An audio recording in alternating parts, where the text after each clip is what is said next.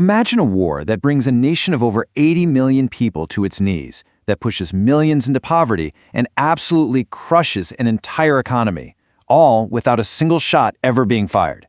This isn't some dystopian movie plot. No, it's the real story of a secret financial war. And believe it or not, it all started with one single idea over a breakfast newspaper. So picture this. We're in Bahrain. It's January of 2006.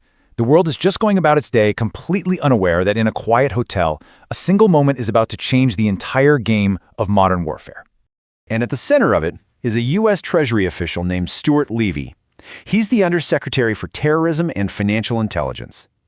But right now, he's just a guy having his coffee, doing what you do, just scanning the local paper. And that's when he sees it. It's this tiny, almost forgettable little article.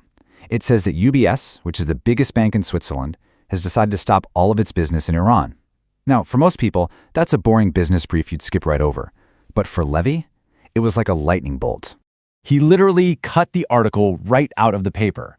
Because, in that instant, as he put it later, a diabolical idea popped into his head.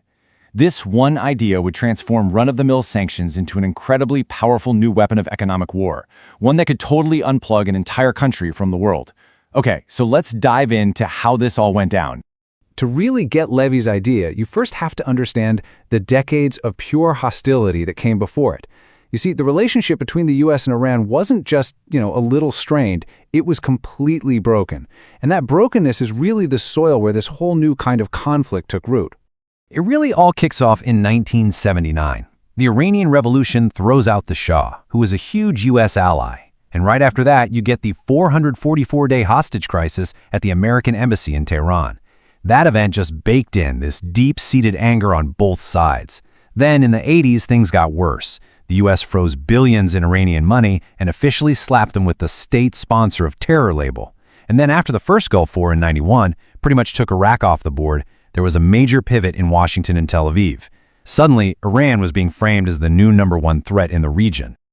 By the time we get to the mid-90s, this wasn't just talk anymore. It became a full-on lobbying campaign. You had powerful groups like AIPAC pushing a very clear message in Washington. Their argument was pretty direct. Iran's politics, especially its stance on Israel, meant it had to be punished. And they actually drew up a whole plan for massive sanctions, which really set the stage for everything that was to come. And all of that brings us right back to Stuart Levy and his diabolical idea. See, he didn't invent sanctions, not by a long shot. But what he figured out was a way to turn the US dollar itself into a weapon, transforming this clumsy old tool into a financial weapon of unbelievable precision and power. To get why Levy's idea was such a breakthrough, you have to understand that by the mid-2000s, US policy had basically hit a dead end. In 2004, even President Bush admitted it, saying they'd, quote, sanctioned themselves out of influence. I mean, they had already cut off all American business with Iran. What else was there to do? It seemed like they were completely out of ammo. And that's the puzzle Levy decided to solve. Levy's big realization was that the old way was just wrong. Trying to punish the Iranian government directly, it wasn't really working, because plenty of other countries were perfectly happy to keep doing business with them. His new idea was as brilliant as it was brutal. Forget the government and go after the world's banks. Instead of trying to stop countries from trading with Iran, he would stop the financial institutions that made all that trade possible. The goal wasn't just to hurt Iran anymore. It was to cut it out of the global financial body entirely. So how on earth could the U.S. do that? Well, the secret sauce is something called a U-turn transaction. Here's the deal. Because the US dollar is the world's main currency, pretty much every single dollar transaction, doesn't matter if it's from Tokyo to Berlin, has to, for a split second, pass through the US banking system. And that gives the US Treasury an unbelievable amount of power. It's a financial choke point. Let me break it down. Say a bank in Iran needs to pay a bank in China using US dollars. That money transfer doesn't just go straight from Tehran to Beijing. Nope. First, it has to make a U-turn through what's called a correspondent bank, usually in New York. That New York bank processes the transaction and then sends the money on its way to China. Levy's idea was shockingly simple. Just deny Iranian banks access to that U-turn. And even better, threaten any foreign bank that helps them that they'll be cut off from the U.S. financial system too. For a global bank, that's basically a death sentence. Now, as you can probably imagine, the reaction from banks around the world was, well, they were furious. This quote from a top executive at the British bank Standard Chartered pretty much sums it up. I mean, they saw it as America just throwing its weight around. Who are you to tell us who we can and can't do business with? But that anger, it didn't last long. A few years after that email was sent, Standard Chartered got hit with a fine of over $300 million for violating U.S. sanctions.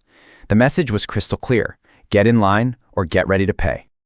So, this new financial weapon gets built under Bush, it gets refined under Obama, and then under the Trump administration, it gets unleashed with absolutely devastating force in what they called the maximum pressure campaign.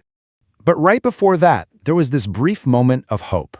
In 2015, Iran and the major world powers signed the Iran nuclear deal, the JCPOA.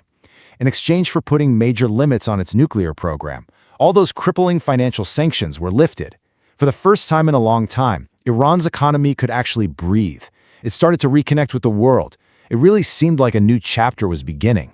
But that chapter was a short one. In May of 2018, President Trump unilaterally pulled the United States out of the deal. And he didn't just bring back the old sanctions, he kicked off this new campaign of maximum pressure, using all the tools Levy had pioneered to try and completely suffocate the Iranian economy. And the impact was just staggering. Take a look at Iran's oil exports. This is the absolute lifeblood of their economy. In early 2017, they were shipping out 2.6 million barrels of oil every single day. Just 2 years later, under maximum pressure, that number had plummeted to just 290,000 barrels. Their main source of income was almost completely choked off. The effect this had on ordinary people was nothing short of a catastrophe. During that first Trump administration, the Iranian currency, the rial, lost about 80% of its value compared to the dollar. I mean, just try to imagine that. Your life savings, your paycheck, your ability to just buy food, all of it just evaporating. The World Bank later looked at this whole period and called it Iran's first lost decade, an entire decade where the economy actually went backward, throwing millions of regular people into poverty. They figured that without these sanctions, Iran's economy could have been almost 20 percentage points bigger. This wasn't just a policy change, it was an economic disaster on a national scale. So you have to ask, what was the point of inflicting all this pain? This long, grinding campaign wasn't just about punishment. It had some very specific and frankly very ambitious goals. The whole strategy was to make life so miserable for the Iranian people that their government would have no other choice but to give in to U.S. demands. And the list of demands was long. Completely end the nuclear program, put strict limits on their missiles, and stop supporting their allies across the Middle East.